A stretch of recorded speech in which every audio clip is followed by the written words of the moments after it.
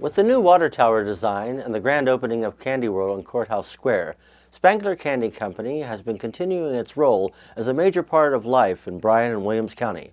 But did you know that at the heart of this sweet story lies a tragic tale of loss and grief? I'm Denver Henderson, Programming Manager of Williams County Public Library, and I welcome you to another episode of Oddly Peculiar.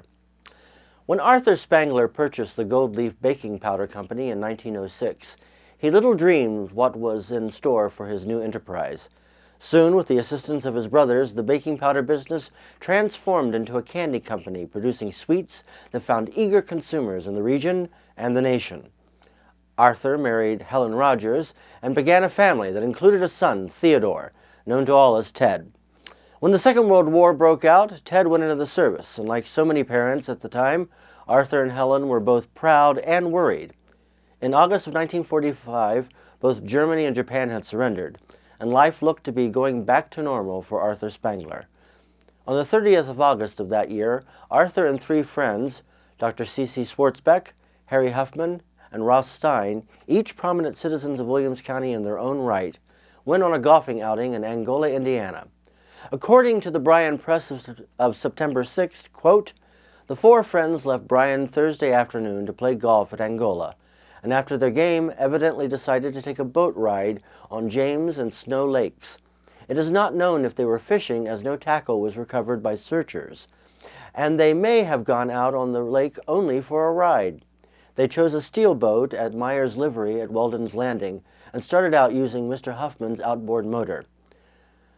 They were seen by cottagers going through the channel from Lake James to Snow Lake, and were in Snow Lake when the violent wind and rainstorm struck at about 7 p.m. Thursday. The storm only lasted a few minutes. By the end of that brief storm, the boat and its four occupants were gone. The next day, Sheriff's search party found the boat in 50 feet of water.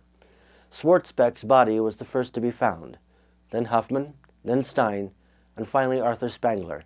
The tragedy had happened so suddenly that all the men still had their possessions on them, including the scorecard from their golf game. The funerals were held the following week. Ted Spangler was immediately dispatched home from the service to mourn his father and decide what the future held for the family's candy company.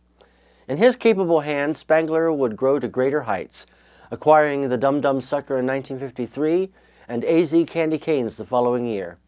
Until his retirement from active employment in 1983, Ted Spangler saw his family's firm become a leading force in candy manufacturing.